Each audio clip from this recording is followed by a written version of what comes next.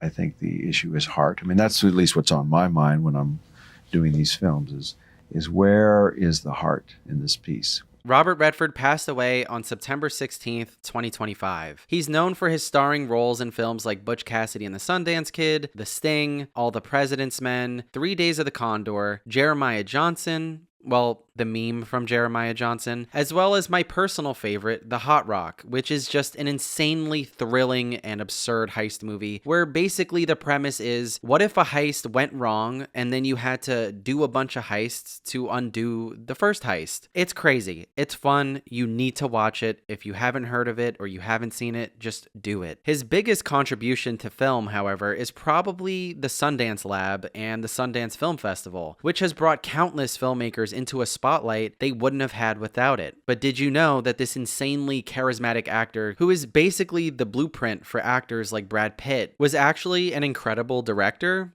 Since he transitioned to directing, he only made a handful of films over the course of 30 years, but that's because he made films with intention and not obligation. One of his highlights being Quiz Show, which was nominated for Best Director and Best Picture, but that was released the same year as Pulp Fiction and Forrest Gump, so you know how that turned out.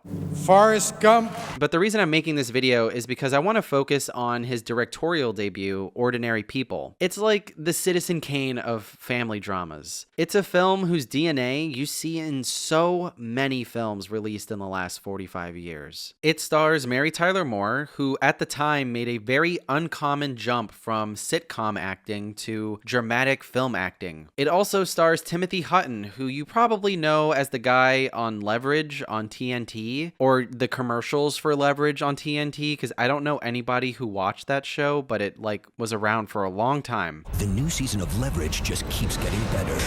Tomorrow. And he plays Mary Tyler Moore's teenage son who is just going through it. And then there's Donald Sutherland, who was already an established dramatic actor, and he was about that life. So Robert Redford had a diversity of experience. And Judd Hirsch. The good thing about actors turned directors is that they have been in front of the camera before. They know what it's like to be under the hot lights and be given bad direction. They also have the training to speak to actors, so you get very interesting casting decisions and some historically standout performances in the history of film as a result. You can see this in the performances of Bradley Cooper's films other than his own, or Ron Howard's films, or Greta Gerwig's films, or Denzel Washington's films. There are so many standout performances from actors being directed by other actors. It's a proven formula. I mean, it's not like they're doing secret voodoo or anything. It just makes sense that an actor can guide another actor to a good performance. Robert Redford uses his actors empathetically and also positions the camera to try to find their vulnerability and express the feelings of their characters through metaphor. To support this, I want to highlight 3 key scenes from Ordinary People that show you how special I think this film is. If you haven't seen this, I'm sorry. Just go watch it and come back. I'll be right here, and I got you some tissues too, because you're gonna cry. So go do that. Go cry, and I'll be right here. The first scene I want to talk about is the scene where the family is taking photos together. It would normally be a benign scene that doesn't really matter, but this is a giant dramatic leap in the film. Up until this point, Beth has been very distant with Conrad. His presence jolts her. She can't hold a normal conversation with him. And here, she doesn't even want to be alone in a photograph with him. No one would normally behave like this, but Robert Redford uses this scenario to uncover more layers of these characters. The level of denial and avoidance she's carrying infects every aspect of her life. It feels like she can't talk to him. It feels like she can't sit in the same space as him. They are visually divided by the door behind them. She steps toward Calvin, which frustrates Conrad. And at this point, he's kept his emotions close to his chest. So when his frustration builds up, he turns away from the camera to do so. You don't see the buildup.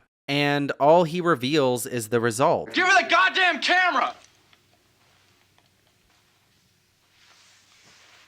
The next scene I want to talk about is Conrad's breakthrough. We've been inundated at this point with flashes of his traumatic past. It's an editing technique that is extremely common today, but back then it really wasn't. Wednesday or Thursday?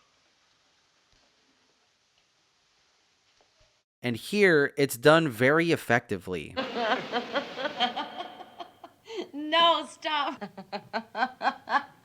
By the time we get to this scene, it's unavoidable, and this causes Conrad to finally confront his trauma. For a young actor, or any actor for that matter, this is an incredibly challenging scene. Not just because the character is like screaming and yelling and crying, but there is a lot of blocking, a lot of camera setups. You can imagine how long it took to shoot this entire 6-minute scene. And because of the time and labor it takes to get these shots, this scene was probably shot over the course of maybe a day or two. You have to acknowledge the endurance emotionally that Timothy Hutton needed to pull this off. And that's probably why he won the Oscar, if we're gonna be real. It's this scene. It's not because it's the big scene and he's making big emotions. It's how he was able to carry these emotions over the course of multiple setups, over the course of all this time. And I'm sure there was some lobbying in there. We're not going to pretend that the Oscars aren't fucking rigged.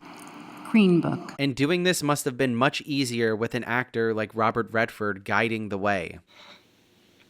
God, I loved him. He had a great sense of character balance. So he was able to look at these three people, the characters they were playing, and say, okay, well, I've got something coming from here that's not quite corresponding with something over here that Tim's doing. You know, he was wonderful at all that, bringing it all together and making, sort of orchestrating each scene and telling us, you know, exactly what was going on in the scene, and even beyond the words, because in a lot of, especially this movie, there's a lot said underneath the words, subtext. What does Cal say about all this? You know, I think this can be saved. It's a nice, clean break.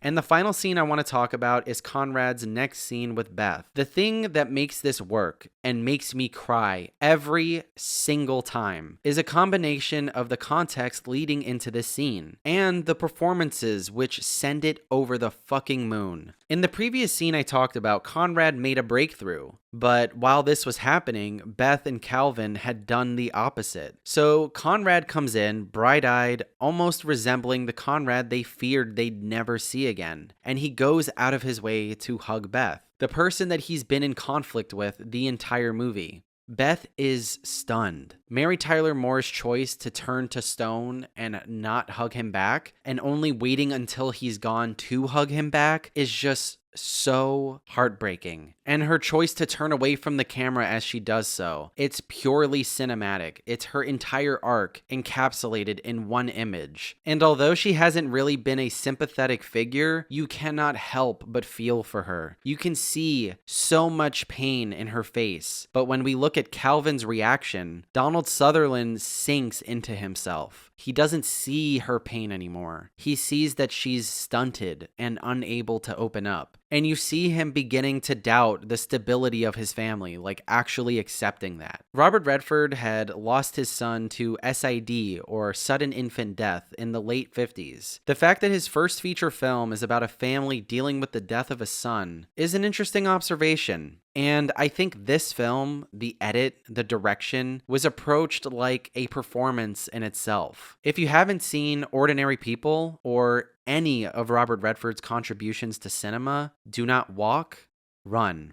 So when the time came for me to direct, and it was my own doing, I wanted to direct. I had this instinct that I wanted to and needed to. I just wanted my own authorship on something. I realized that the art and the acting came together because I could design. I could design the idea. I could design my impulses or what have you. And I could also employ my knowledge as an actor to work with the actors, which I loved.